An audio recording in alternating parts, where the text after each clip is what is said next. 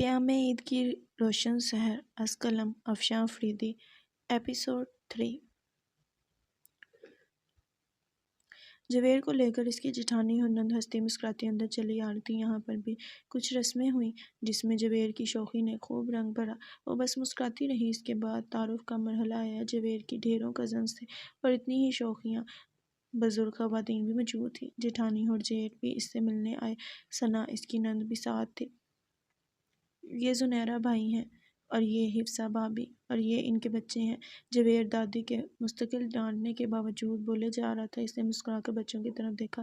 تعداد میں وہ کل 4 تھے۔ تعداد میں تو یہ 4 ہیں مگر انہیں 40 سے کم مت سمجھنا۔ انتہائی شریر بچے ہیں۔ 40 کے برابر تباہیاں مچا سکتے ہیں۔ سمجھی مرجینا بیگم اپنے علی بابا کی بات؟ یہ بات اس نے قدرے سرگوشی میں کہی تھی۔ وہ بے اختیار مسکرا دی۔ اور یہ ہے میری سب سے لاڈلی بھتیجی شنگھائی۔ آخر میں اس نے ان 4 بچوں میں سب سے چھوٹی بچی کو اٹھا کر اپنے پاس بٹھا لیا تھا۔ نام کچھ عجیب سا تھا۔ وہ سر اٹھا کر حیرت سے دیکھنے لگی۔ دیکھو جویر، پھر تم میری بچی کا نام بگاڑ رہے ہو۔ اب آ گئی ہے تمہاری بیوی، بچے ہونے تو دیکھنا کیا کیا نام نہ دیے انہیں تو۔ حفصہ بھابھی مصنوعی غصے سے کہہ رہے تھے۔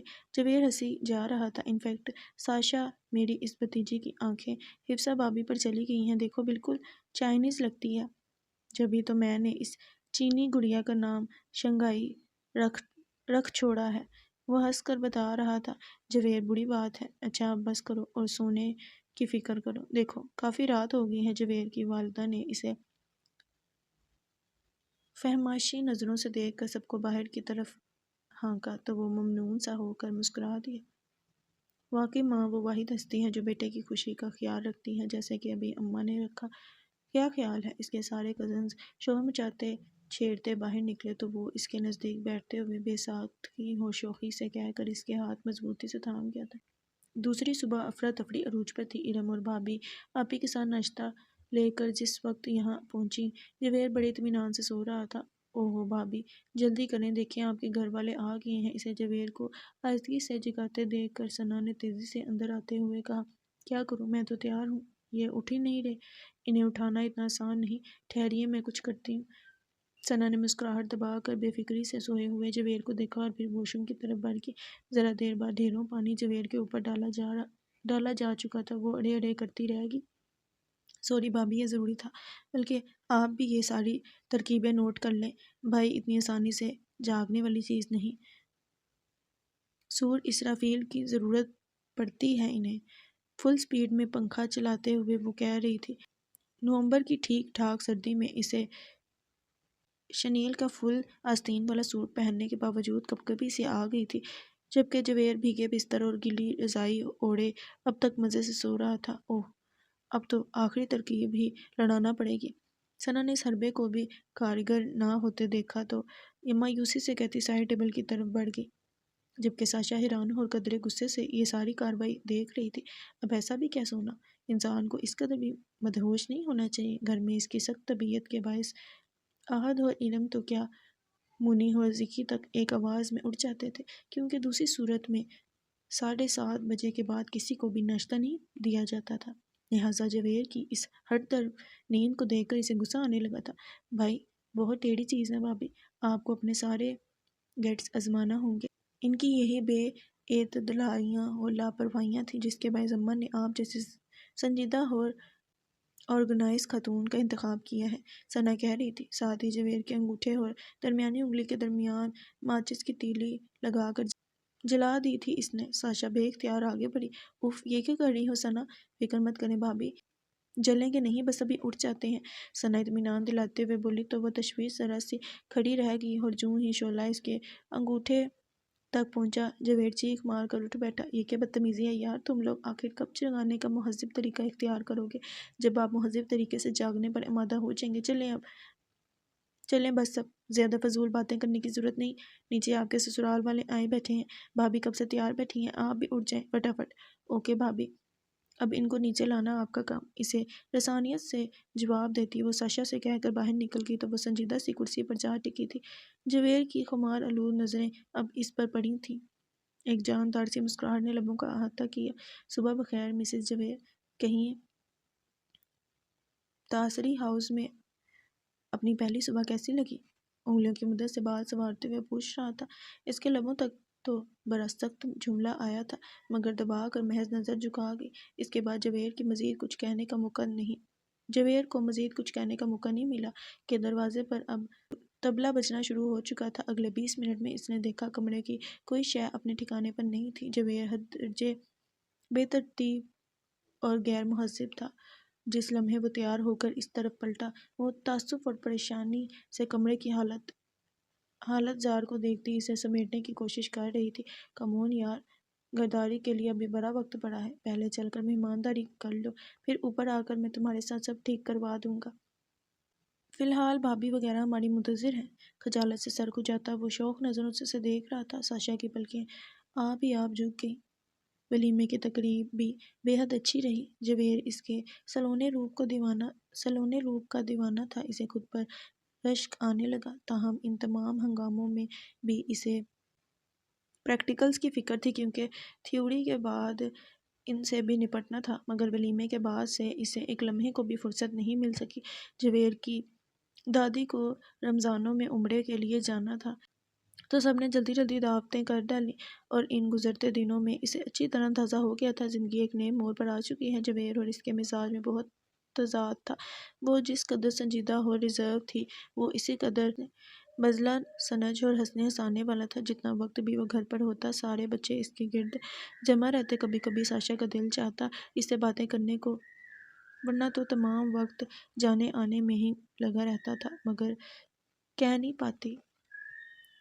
وہ سمجھ جاتا تو بچوں کو باہر بھیجنے کی ہر ممکن کوشش کرتا مگر نہ اس کا کوئی روب تھا نہ بچوں کو کوئی خوف اسس کر ٹالے جاتے۔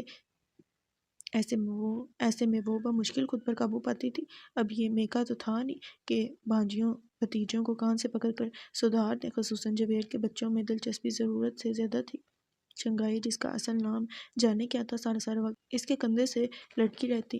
حفصہ بھابھی قصداً اسے ادھر چھوڑ جاتی تھی۔ ساشا کا دل جل کر رہ جاتا مگر اس کا مسکرا کر یہ کہنا اسے چپ کرا دیتا کہ شنگھائی کو جویر کی بہت عادت ہے، دونوں ایک دوسرے کے بغیر رہ نہیں سکتے۔ جویر بھی چونکہ ہنس کر فخر سے اسے گود میں بٹھا لیتا تو وہ مایوس سی ہو جاتی۔ بچوں سے اسے نفرت یا عناد نہیں تھا مگر انہیں قطعاً تربیت نہیں دی گئی تھی۔ کمرے میں آتے ہی وہ اس کے ڈریسنگ ٹیبل پر حملہ کر دیتے، کبھی چوڑیاں ٹوٹتی تو کبھی کیوٹکس کارپٹ پر بہا دیے جاتے، لپسٹک سے نقش و نگار بنائے جاتے۔ شروع میں وہ چپ رہی مگر اس روز اسے غصہ آ گیا۔ دیکھ رہی ہیں آپ یہ بچے کس قدر شریر ہیں؟ دل تو اس کا جہاں بدتمیز اور ill manners کے ہے مگر ضبط کر کی۔ شنگھائی اور ناصر نے اس کا فرینچ پرفیوم کمرے میں ایئر فرائر کی طرح سپرے کر کے ختم کر دیا تھا۔ جس وقت کمرے میں یہ کارگزاری کر چکی تھی غصہ اسے اس لیے آیا تھا یہ سب جویر کی آنکھوں کے سامنے کیا گیا تھا۔ کمون یار، میں تمہیں دوسرا لا دوں گا، اب بچے ہیں کیا کہہ سکتے ہیں۔ وہ قدرے نادم تھا اسے بہلاتے ہوئے تسلی دی۔ What do you mean اور لا دوں گا؟ میں کیا اس لیے کہہ رہی ہوں روز ہی بچے کچھ نہ کچھ توڑتے رہتے ہیں۔ آپ جانتے ہیں یہ سارا کاسمیٹکس امی نے شارجہ سے منگوایا تھا اور رہ گی بچوں کو کچھ کہنے کی بات تو جب آپ انہیں صحیح غلط کا فرق سمجھائیں گے ہی نہیں تو بھلا یہ کیا سمجھیں گے۔ وہ قطعاً برا مان گئی تھی پھر قدرے سنجیدگی سے بولی تھی بھئی بچوں کی تربیت کرنا والدین کا فرض ہے ہمارا نہیں۔ جویر اس کی بات پر قدرے مطمئن ہو گیا کہ چلو اسے نقصان کا دکھ نہیں، اس لیے آرام سے لیٹ گیا۔ جی نہیں، بالکل غلط سوچ ہے آپ کی۔ جوائنٹ فیملی سسٹم میں بچوں کی تربیت کی ذمہ داری سب کی عائد ہوتی ہے۔ بچوں کو غلط بات پر ٹوکنا آپ کا بھی فرض ہے۔ میں اس لیے نہیں بولتی کہ قوم کا بدمزگی ہوگی مگر آپ تو ان کے دوست بھی ہیں، نرمی سے سمجھا سکتے ہیں انہیں، ایسے کہ بھابھی کو برا بھی نہیں لگے۔ اور پھر یہی تو اپنائیت ہے۔ غیروں کی طرح پہلو تہی بھرتنا تو بذات خود ایک غلط عمل ہے۔ اس کا روایتی لیکچرانہ انداز شروع ہو چکا تھا۔ جویر بجائے سنجیدگی سے سننے کے وارفتہ نظروں سے مسکراتے ہوئے دیکھنے لگا اور چونکہ وہ محسوس کر گئی تھی اس لیے چپ ہو گئی۔ دن کچھ اور آگے سلکے تو کھیر پکائی کی رسم ادا کر دی گئی۔ عورتوں کا زور قدرے ٹوٹ چکا تھا۔ روٹین لائف سٹارٹ ہوئی تو اس نے اقصیٰ کو فون کیا۔ رمضان کے بعد پریکٹیکل ایگزام تھا سو وہ امی کی طرف جا کر اپنی کتابیں اٹھا لائی جن پر گرد سی جم گئی تھی۔ چلو اچھا ہوا جویر بھائی نے تمہیں پڑھنے سے روکا نہیں، اس طرح تم محض منتظم اعلیٰ بننے سے بچ گئیں، ورنہ جو ماحول تمہارے سسرال کا ہے تم نے تو فوراً وہاں کے سارے انتظامات سنبھال لینے تھے اور انہیں مل جاتی مفت کی ہوم ٹیکر۔ ارم پچھلے چند دنوں میں ٹھیک ٹھاک جائزہ لے چکی تھی، ساتھ ہی اس کے تیور بھی ملاحظہ کیے تھے۔ اس نے سنجیدگی سے تبصرہ کیا، تم ان کی چھوڑو، اپنے گھر کا حال دیکھو، میرے جانے کے بعد سارا گھر تلپٹ ہو گیا ہے، کیا بھابھی اور تم مل کر بھی تھوڑی بہت صفائی ستھرائی نہیں کر سکتی؟ جویر کے گھر والے تو خیر شروع سے اسی طرح رہنے کے عادی ہیں، مگر تم کو تو میں نے بہت سدھار کر رکھا تھا، کیا حشر کر دیا ہے تم لوگوں نے؟ اسے ارم کا صاف صاف سنا دینا کچھ ناگوار گزرا تھا، اس لیے سنجیدگی سے اسے ٹوک گئی۔ جواباً وہ ہنسنے لگی تھی، ماشاءاللہ کیا سسرال پرستی ہے، اتنا برا لگ گیا میرا ان لوگوں کو کچھ کہنا۔ اب وہ چھیڑنے لگی تھی۔ ساشا نے امڑتی مسکراہٹ پر قصداً پہرا نہیں بٹھایا۔ ادھر رمضان المبارک کا مقدس مہینہ شروع ہوا، ادھر دادی جان نے اپنے ٹکٹ منگوا لیے اور ٹھیک تیسرے روزے کو وہ جویر کے چچا کے ساتھ مکہ شریف روانہ ہو گئی تھی۔ یہ تینوں روزے خاصے مصروفیت اور اہتمام کے ساتھ گزرے۔ سب پابندی سے سحری میں اٹھتے اور پانچوں وقت نماز باقاعدگی سے پڑھتے تھے، مگر جوں ہی دادی روانہ ہوئیں چوتھے پانچویں روزے سے ہی سب کی ہمت ٹوٹنے لگی۔ بھابھی کے پاس بچوں اور ثنا کے پاس کالج کا بہانہ تھا، زنیر بھائی بھی خاصے چوڑ واقع ہوئے تھے، خصوصاً جویر کو تو سحری میں اٹھانا ہی مردے جگانے کے مترادف تھا۔ ایسے محض ساشا اور اماں ہی رہ جاتی جو روزہ رکھتی تھیں اور کسی پر تو اس کا بس چلتا تھا نہ زور، مگر جویر کو وہ خوب سخت سناتی تھی۔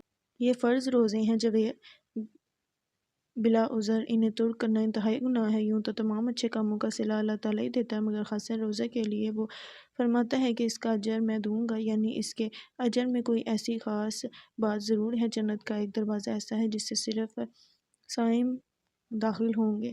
کیا آپ ایسا نہیں چاہتے کہ آخرت سنواریں؟ یہ ناعاقبیت اندیشی اچھی نہیں، ہنسی مذاق اور باتوں میں چل جاتا ہے، مگر یہ ارکان اسلام کا معاملہ ہے، مذاق نہیں۔ صبح جاگتے ہی اس نے بیڈ ٹی مانگی تو وہ قرآن جزدان میں لپیٹ کر رکھتے ہوئے کہہ اٹھی تھی، بات صحیح تھی۔ وہ نادم سا ہو گیا، خجالت سے بولا، سوری یار، چلو آج معاف کر دو، کل سے رکھ لوں گا، تم مجھے سحری میں جگا دینا، آپ کو جگانا آسان ہو تب نا، جتنی دیر میں آپ جاگیں گے اتنی دیر میں سورج طلوع ہو جائے گا، آخر بندے میں کچھ احساس ذمہ داری بھی ہونا چاہیے، جب جاگنے کے لیے کہا ہے تو آپ پھر ایک آواز میں اٹھ جانا چاہیے آپ کو۔ مگر کل بھی پورا وقت میں آپ کو گھر جگاتی رہی مگر آپ اٹھے نہیں، وہ خفگی سے کہہ رہی تھی۔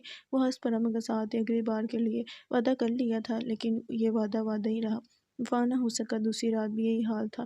کھیر پکائی کی رسم کے بعد سے اس نے حسب عادت چار سنبھال لیا تھا۔ اماں، ثنا اور بھابھی تو ٹوکتی رہتی تھیں، مگر سنوائی نہ ہوتی۔ اس کی ساس اچھی تھی، اس کا خیال رکھتی، ان کے تجربہ کار نظروں نے جانچ لیا تھا کہ یہ بہو صحیح معنوں میں گھر کو سنوارنے والی ہے۔ تاہم ساشا ایسا اب تک ثابت نہیں کر سکی تھی کہ یہاں تو آوے کا آوا بگڑا ہوا تھا، میکے میں کم از کم اس کا روب تو تھا۔ احد، ارم اور ذکی مونی کو وہ تیر کی طرح سیدھا رکھتی تھی۔ امی ابو بھابھی اور بھیا بھی کبھی اسے نہ ٹوکتے، مگر یہاں عالم جدا تھا۔ حفصہ بھابھی اپنے بچوں کو نہ خود کچھ کہتی تھی نہ کہنے دیتی۔ زنیر بھائی سنجیدہ ضرور تھے، مگر طبیعتاً لاپرواہ اور حفصہ بھابھی کے زیر نظر تھے۔ ثنا خود اتنی بڑی تھی کہ وہ اسے کچھ کہتے جھجکتی۔ سسرال کا معاملہ تھا، کیا خبر اماں برا مان جائیں، اکلوتی بیٹی بڑی عزیز تھی انہیں۔ ابھی اسے یہاں آئے چند ماہ بھی نہیں ہوئے تھے، اس لیے ضبط اور خاموشی کو شعار بنا رکھا تھا، جس کی وجہ سے کر کر اس کی جان آدھی رہ گئی تھی۔ سب سے زیادہ تو جویر نے اسے مایوس کیا تھا۔ اس کی چھٹیاں ختم ہو چکی تھیں اور چونکہ وہ بینک کی طرف سے کرکٹ بھی کھیلتا تھا، لہٰذا اکثر بالکل افطار کے وقت گھر میں داخل ہوتا۔ رات کو چونکہ نماز وغیرہ سے فارغ ہو کر وہ پریکٹیکل جرنل بنانے میں لگ جاتی تھی، اس لیے اکثر اسے ڈسٹرب نہ کرتا اور پڑھ کر سو جاتا، مگر جب موڈ میں ہوتا تو اسے ایک لفظ نہ لکھنے دیتا، نہ پڑھنے۔ پلیز یار، پورا دن تو تم روزہ ہے کہہ کر 10 فٹ کے فاصلے پر جا بیٹھتی ہو، اسی لیے میں گھر آنے کے بجائے کرکٹ کھیلنے چلا جاتا ہوں۔ شام کو آؤ تو افطاری کی تیاری، پھر نماز، پھر کھانا، پھر عشاء کی نماز اور تراویح میں لگ جاتی ہو۔ آخر اس بندے کا بھی تو کچھ حق ہے، اس کا بھی خیال کرو۔ ایک رات کا وقت بچتا ہے تو تم یہ رقیب روز سیاہ کتابیں نکال لاتی ہو، وہ شوخی سے کہتا تو وہ سر جھکا کر کتابیں بند کر دیتی۔ پورے دن تو بچے وہ آفت مچاتے تھے کہ وہ ہمارے خوف کی کتابیں باہر ہی نہیں نکالتی تھی۔ اپنے حقوق کی فکر ہے، کچھ فرائض کا بھی خیال کیا کرو۔ اس روز اس نے کہہ دیا تھا، وہی تو کرنا چاہتا ہوں، مگر تم حق ہی نہیں دیتی۔ برجستہ جواب دیا۔ میں روزے کی بات کر رہی ہوں۔ اس کی بات پر وہ بری طرح جھمتی تھی۔ کھسیا کر اسے گھورا تو وہ خوش دلی سے کہکا لگا کر بولا، سچ یار اتنا تھک جاتا ہوں کہ ہمت ہی نہیں ہوتی۔ روزے کے معنی صبر اور ضبط نفس کے ہیں۔ آپ کیا سمجھتے ہیں جو لوگ روزہ رکھتے ہیں وہ سارا دن ہاتھ پر ہاتھ دھرے بیٹھے رہتے ہیں؟ نہیں، خیر تمہیں دیکھ کر تو یہ سوچا نہیں جا سکتا۔ اماں بتا رہی تھی آج کل سحری، افطاری اور رات کا کھانا سب تم بنا رہی ہو، اس پر یہ ساری نمازیں اور تراویح، پھر پڑھائی بھی، تھکتی نہیں ہو؟ ستائشی نظروں سے اسے دیکھتے ہوئے وہ واقعی سنجیدہ تھا۔ انسان ہوں، گوشت پوشت کی بنی ہوئی، لہٰذا تھکتی بھی ہوں، مگر کیا کروں، نہ اللہ میاں کو ناراض کر سکتی ہوں، نہ ارد گرد موجود لوگوں کو مایوس۔ یوں بھی عبادت تو میرے ہی حق کی بہتری ہے، کسی پر احسان نہیں۔ جواباً اس نے تفصیل سے کہا تو جویر قدرے بھویں اچکا کر اسے دیکھنے لگا۔ تم بھابھی اور ثنا کو ساتھ کیوں نہیں ملاتی؟ کہا کرو کہ تمہارا ہاتھ بٹا دیں۔ اس کی بات پر وہ دلداری اور محبت سے بولا تو وہ بے ساختہ مسکرا دی۔ قدرے حیرت ہوئی۔ چلو کم از کم اسے اس کا خیال تو تھا۔ وہ خوش سی ہو گئی۔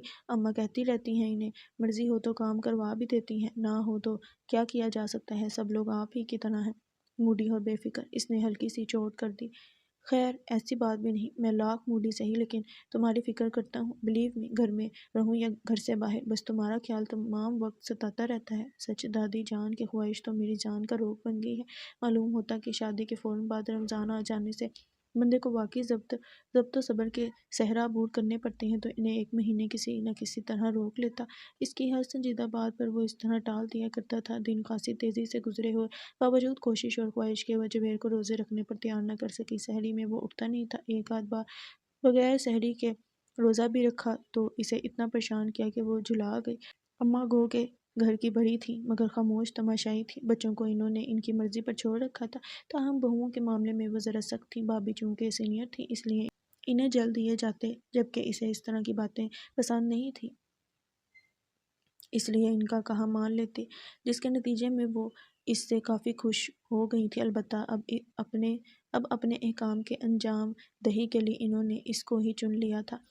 ارے اماں تو بس ایسی ہی ہیں، جتنا ان کی مانو گی نہ یہ اتنا ہی منوائیں گی۔ تم بھی بالکل احمق ہو، فوراً حکم کی تعمیل میں لگ جاتی ہو۔ ارے ٹال دیا کرو انہیں۔ عین عصر کی نماز کے وقت اماں نے اسے افطاری میں چنے کی دال کا حلوہ بنانے کا حکم سنا دیا تھا۔ سردیوں کے روزے یوں بھی چھوٹے ہوتے ہیں، ایسے میں پکوڑے تلنے کے ساتھ ساتھ وہ یہ کام نہیں کر سکتی تھی، سو جھنجھلا سی گئی۔ حفصہ بھابھی اتفاق سے ادھر ہی متوجہ تھی، اسے سنجیدگی سے سمجھانے لگی۔ اس نے مڑ کر دیکھا، اماں کچن سے جا چکی تھی۔ آج چونکہ حفصہ بھابھی کا روزہ تھا اس لیے شرما حضوری کچن میں آ گئی تھی۔ مگر بھابھی وہ بڑی ہیں، مجھ سے کیسے انکار کروں انہیں؟ اس نے متانت اور سادگی سے کہا تو وہ ہنس پڑی۔ ارے بیوقوف دیورانی، تمہیں اپنی ساس کی ابھی پہچان نہیں ہوئی؟ یہ جتنی بولی اور سادہ نظر آتی ہیں ایسی ہیں نہیں۔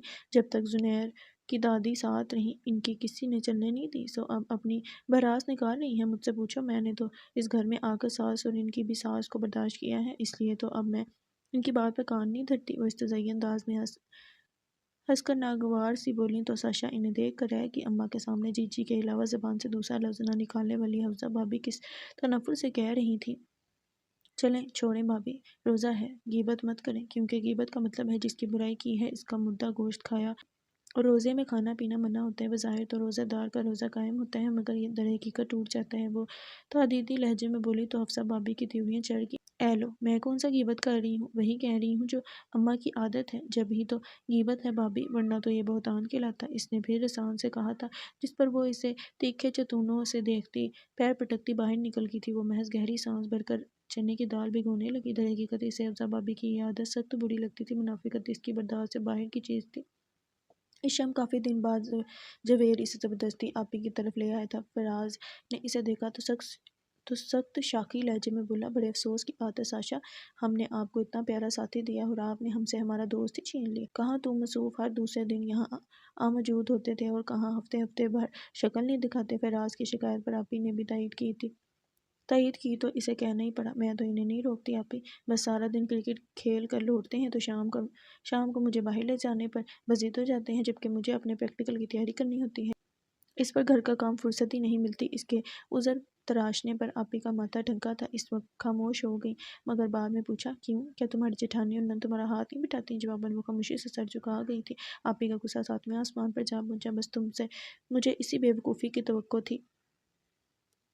ارے لڑکی، کچھ ہوش کے ناخن لو۔ جب گھر میں سب رہتے ساتھ، کھاتے پیتے ساتھ ہیں تو کام بھی ساتھ کرنا چاہیے۔ یہ تم کس حساب میں ان کی باندھی بن گئی ہو؟ ابھی تمہاری شادی کو دن ہی کتنے ہوئے ہیں اور میں دیکھ رہی ہوں کہ تم نے زیور تک ڈھنگ کا نہیں پہن رکھا۔ امی کی طرف بھی کم جاتی ہو تو کیا کروں آپی؟ اسٹڈیز کے لیے بھی بمشکل ٹائم ملتا ہے۔ جبیر کے گھر میں سب ہی ایسے بے فکر اور لاپرواہ ہیں، کس کس کو سمجھاؤں؟ نہ بڑے درست ہیں نہ چھوٹے، سب ایک ہی رنگ میں رنگے ہوئے ہیں۔ کئی دن بعد کوئی اپنا ملا تھا، وہ بے ساختہ کہے گی تو تم بھی ان کے رنگ میں رنگ جاؤ، کوئی ضرورت نہیں مروت دکھانے کی۔ غضب خدا کا، تمہاری ساس بھی خاموش ہے اور جبیر بھی۔ آپی کا تو پارا نیچے نہیں آ رہا تھا۔ کمال کرتی ہیں آپی، آپ بھی امی کے گھر میں جب تک میں رہی جب بھی تو یہی ہوتا تھا۔ اس نے قدرے حیرت سے انہیں دیکھ کر کہا تو انہوں نے اپنا سر پیٹ لیا۔ وہ اور بات تھی، وہ سب تمہارے اپنے تھے، پھر بھی میں تمہیں سمجھاتی تھی۔ دیکھ لو نتیجہ۔ آج امی کی طرف جاؤ تو بھابھی بوکھلائی ہوئی ملتی ہیں، نہ کوئی ترتیب رہی ہے گھر میں نہ تنظیم۔ ہاں تو اس میں ارم کا بھی تو قصور ہے، اسے بھی چاہیے کہ بھابھی کی ہیلپ کرے۔ اس نے اپنی طرف سے حقیقت بیان کی تھی۔ وہ آپی کو سخت گزری ترک کر بولی، لو ارم کوئی فالتو ہوتی ہے سارا دن، اب اس کی کلاسیں شروع ہو چکی ہیں، پھر کمپیوٹر کا کورس الگ، تمہاری شادی پر ادھورا رہ گیا تھا اس کا، وہ بھی کر رہی ہے، اسے کوئی فرصت ہے؟ کمال کرتی ہیں آپ بھی۔ ثنا چونکہ میری نند ہے تو اسے کام کرنا چاہیے، حالانکہ وہ بھی اسٹوڈنٹ ہے، جبکہ ارم کا بھابھی کو ہیلپ کرنا آپ کو گراں گزرتا ہے۔ یہ دو رخی پالیسی ہے آپ کی۔ حسب عادت وہ صاحب کو اسے کہہ گئی تھی۔ آپی کا سیاہ سی گئیں، پھر کچھ نہیں بولی۔ پھر اپنے ساتھ لے کر کچن میں چلی ہیں جہاں خود ان کے بچوں نے پھیلاوا کر رکھا تھا، جسے دیکھتے ہی وہ سب بھول بھال کر اپنی جیٹھانی کا رونا شروع کر چکی تھی، کیونکہ بقول ان کے اپنے بچے تو فرشتے تھے، جبکہ یہ سارا گند ان کے جیٹھانی کے بچوں کا مچایا ہوا تھا۔ وہ خاموش سی رہی، حالانکہ جانتی تھی کہ ابھی ابھی سعود وغیرہ یہاں سے نکل کر گئے تھے۔ روزے سے کسی کو شغف تھا یا نہیں، البتہ عید کی تیاریاں بڑے زور و شور سے کی جانے لگی تھیں۔ آخری عشرہ جو کہ عبادت کا خاص عشرہ ہوتا ہے، سارا دن مارکیٹوں کے چکر لگائے جاتے ہیں، حتیٰ کہ افطار کے بعد بھی رات گئے تک سب گھر سے باہر ہی پائے جاتے۔ اس کی شادی کے بعد پہلی عید تھی، اس لیے امی نے اس کا اور جبیر کا جوڑا جوتے اور مہندی وغیرہ بھجوائی تھی، جبکہ جبیر نے الگ اسے ڈھیروں شاپنگ کروا دی تھی۔ تمام تر اختلافات اور شکایتوں کے باوجود وہ خوش تھی کہ بہرحال یہ خوشی کا موقع تھا۔ ثنا اور حفصہ بھابی نے جمعہ، الوداع اور عید کے تینوں دنوں کے لیے الگ الگ سوٹ بنائے تھے۔ اسے خاصی حیرت ہوئی، عید تو روزہ داروں کی ہوتی ہے، جبکہ یہاں روزہ کا کوئی تصور نہیں تھا اور عید یوں منائی جا رہی تھی جیسے سب سے زیادہ روزے انہوں نے ہی رکھے ہوں۔ خود جبیر کی یہی حالت تھی۔ بس کریں جبیر، میرے لیے 2 سوٹ کافی ہیں، ایک امی کی طرف کا، ایک آپ کا، عید میں 3 دن رہ گئے ہیں۔ جب وہ اسے پورشیا میں گھسیٹ لایا تھا کہ مزید کچھ خرید لے۔ ارے لے لو یار، تمہاری پہلی عید ہے۔ جبیر ناصری کے ساتھ ایسی رج کر مناؤ کہ تمام عمر یاد رہے۔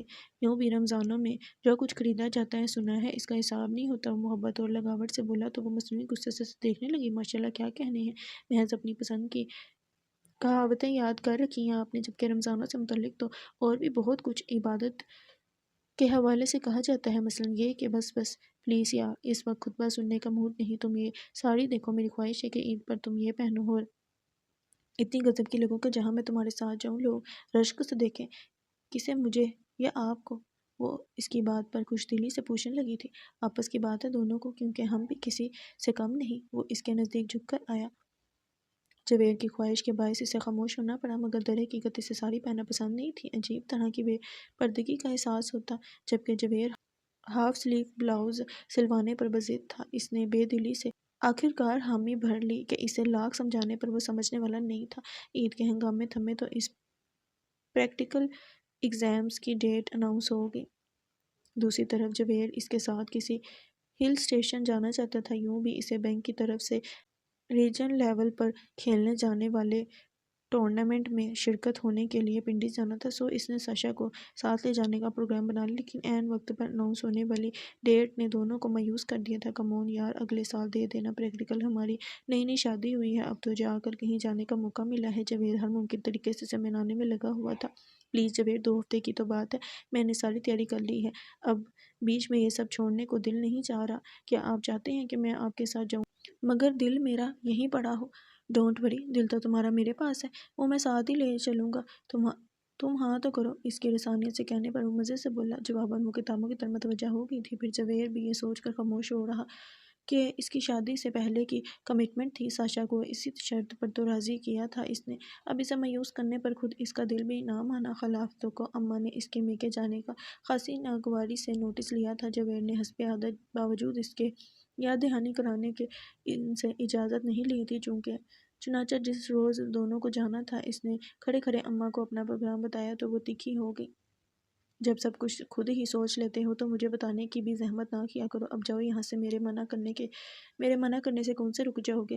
خشک لہجے اور سخت نظروں سے انہوں نے دونوں کو گھورا تھا۔ وہ نہ صرف ان کے تیوروں سے خائف ہوئی بلکہ اس جویر پر بھی سخت غصہ آیا تھا، لیکن اب وہ ارم اور امی سے وعدہ کر چکی تھی، اس لیے اماں کے تاثرات نظر انداز کر کے حفصہ بھابی کے کہنے کے مطابق انہیں ٹال کر آگے بڑھ گئی تھی۔ تمام رستے جویر اس سے معذرت کرتا رہا، مگر اب اس کا موڈ سخت آف ہو چکا تھا۔ آپ کی معذرت سے اب کچھ ہوگا نہیں جویر، آپ کیوں نہیں سمجھتے؟ اب آپ میرڈ ہیں، یہ لابالی پن آپ کو سوٹ نہیں کرتا۔ جب میں نے آپ سے کہا تھا کہ اماں کو بتا دیجیے گا تاکہ جاتے وقت بدمزگی نہ ہو تو آپ نے کیوں نہیں کہا ان سے؟ آپ کی ان بے اعتدالیوں کی وجہ سے میں سخت اپسیٹ ہو جاتی ہوں۔ اس نے اپنے جلال کو بمشکل دبایا تھا، البتہ لہجے میں سخت خفگی تھی۔